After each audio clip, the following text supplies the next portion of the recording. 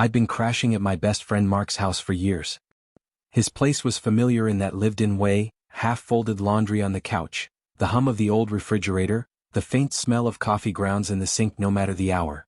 It always felt less like a guest stay and more like a second home. But that summer felt different.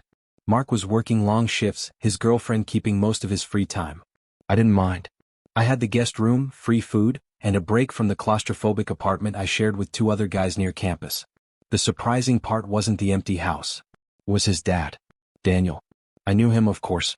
He'd driven us to soccer games when we were kids, stood at the grill during barbecues, clapped Mark on the back in that reserved, fatherly way. But somewhere along the line, I'd stopped thinking of him as just Mark's dad. He was still young for a dad, mid-40s maybe, broad-shouldered. His hair had gone a little silver at the temples, which only made him look more distinguished. And when he laughed, it wasn't the careless kind my friends threw around. It was low, warm, like it came from somewhere deeper. That first night back at their house, I couldn't shake the way he looked at me across the dinner table. It wasn't obvious. Not enough that Mark noticed. Just longer than casual. His eyes didn't slide off mine the way most people's did. They held, patient, like he was listening even when I wasn't speaking. "Still studying business?" he asked me, cutting his chicken slowly, his tone not rushed. "Yeah," I said, trying not to stumble. "Almost done though. Senior year this fall." He nodded, considering that. "That's a good place to be. You'll figure out the rest." I don't know why the words hit me harder than they should have. Maybe because no professor, no friend, no family member had said it with that kind of certainty. Like he already believed I'd make it through whatever came next. Later, after Mark left to meet his girlfriend, I was left alone in the quiet of the house. Daniel had disappeared into his study. I climbed into the guest bed, scrolling my phone, but I kept replaying that dinner in my head. The way he'd leaned back in his chair, the way his eyes softened when I spoke, as if he saw through the half-formed answers I gave about jobs and plans. It shouldn't have mattered. He was just being kind, I told myself. Just a dad doing what dads do. But lying there in the dark, I felt something I hadn't expected.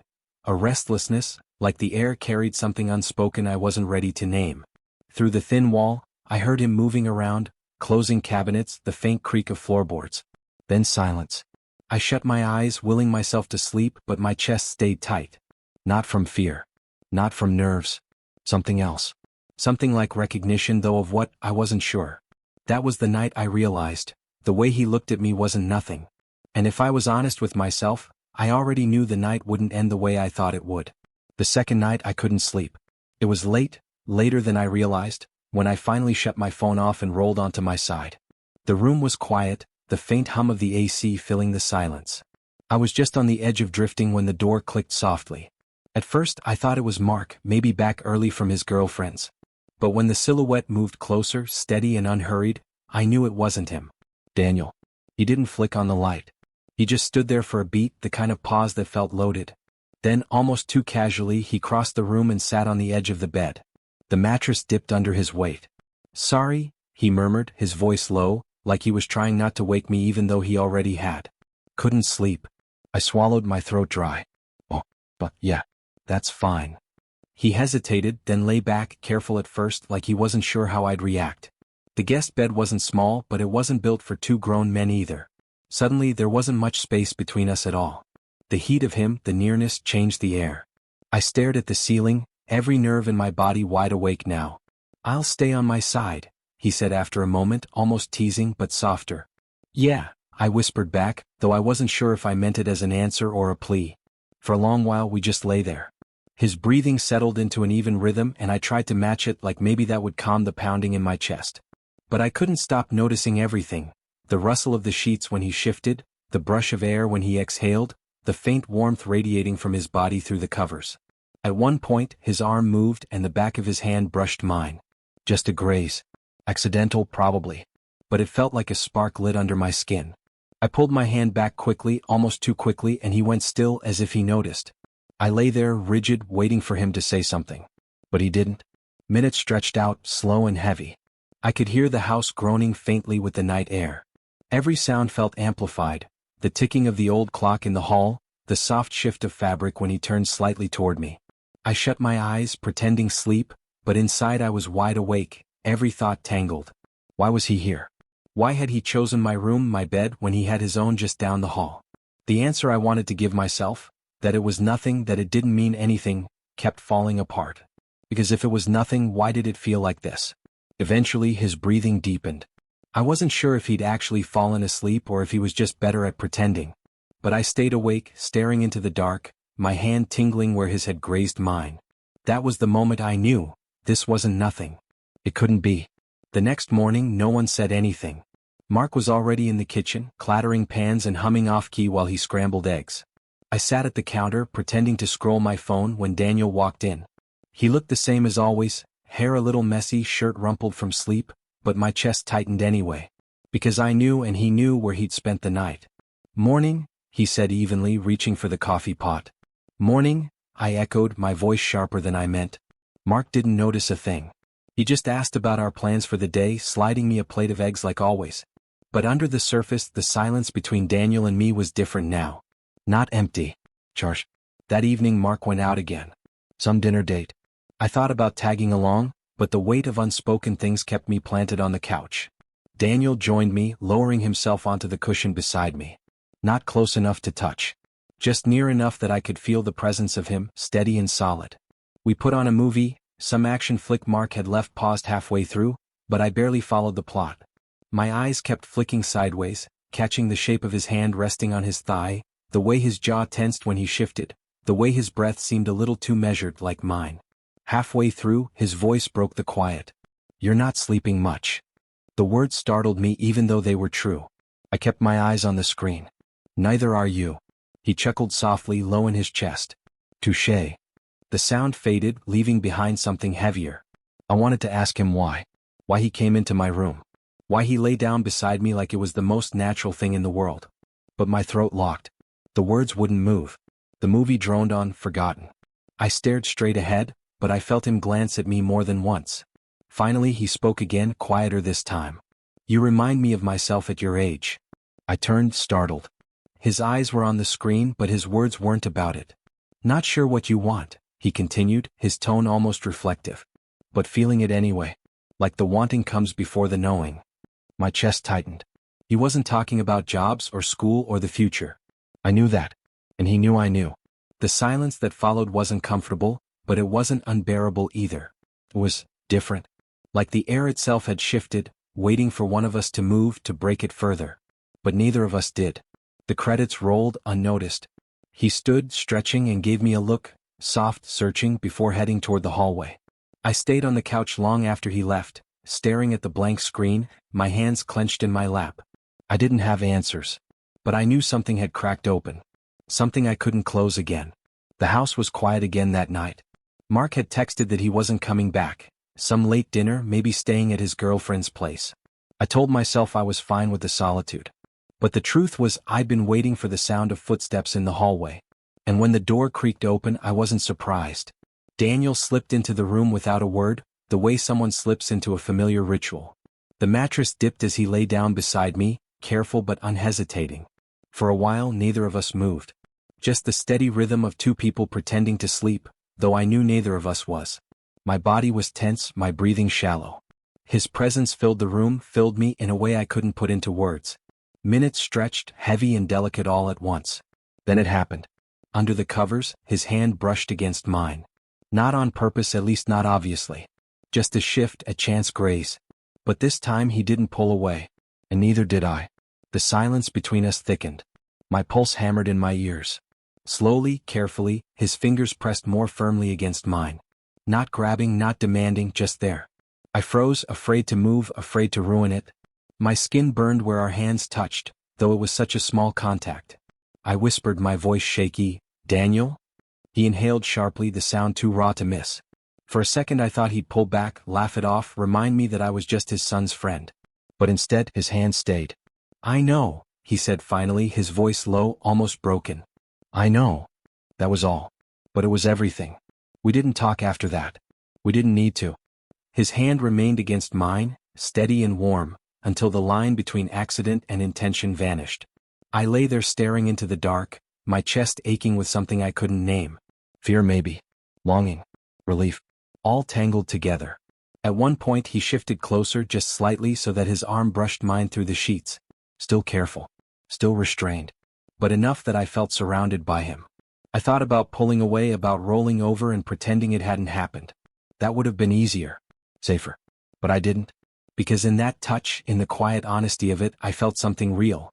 Something I hadn't known I was waiting for. We stayed like that until exhaustion pulled me under. His hand against mine. His breath steady beside me. Nothing more but nothing less. And in the morning, when the sunlight slipped through the blinds, I woke to find the space between us empty. He was gone. But the touch remained. A phantom warmth on my skin, a reminder that whatever this was, it wasn't nothing anymore. It never could be. The day after was the hardest. I moved through it like a ghost. Breakfast with Mark, small talk about classes, scrolling my phone just to fill space. All the while I kept replaying the night before. His hand against mine. The way he whispered, "I know." By evening my nerves were frayed. Mark left again, saying he'd be back late. And like clockwork, Daniel appeared in the doorway of the guest room. This time I didn't pretend to be asleep.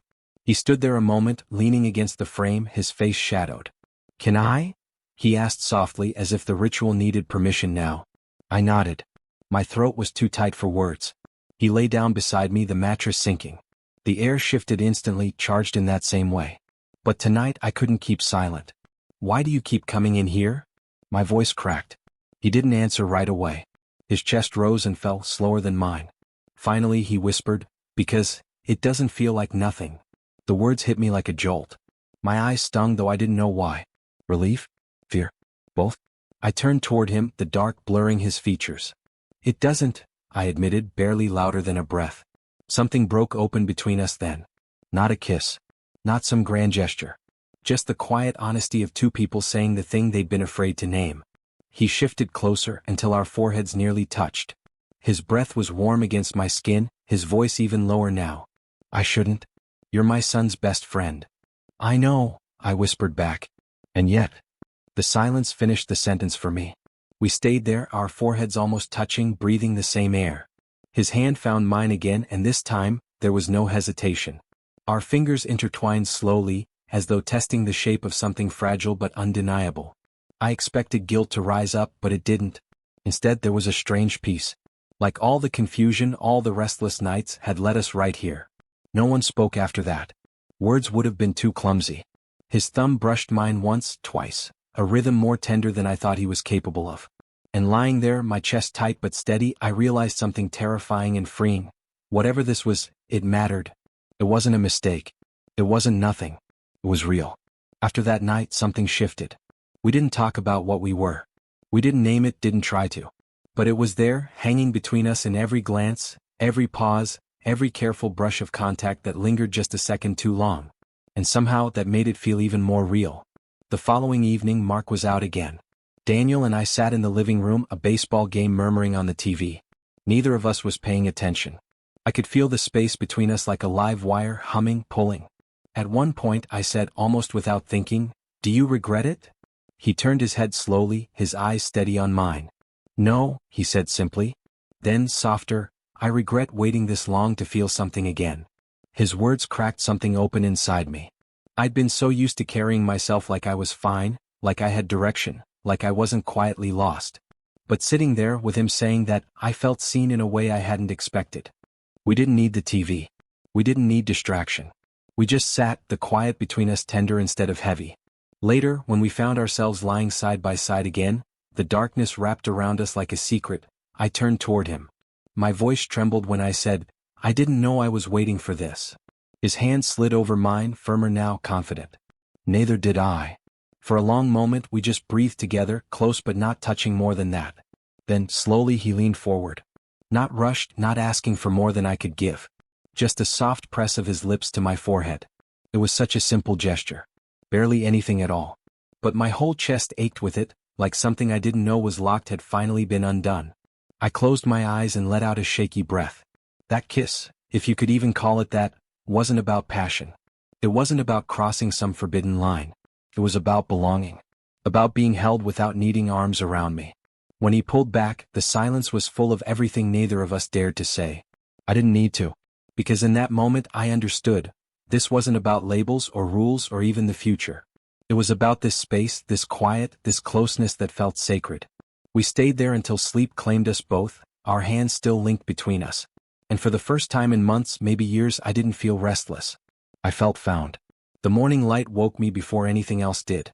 It poured through the half-open blinds, soft and golden, painting stripes across the guest room.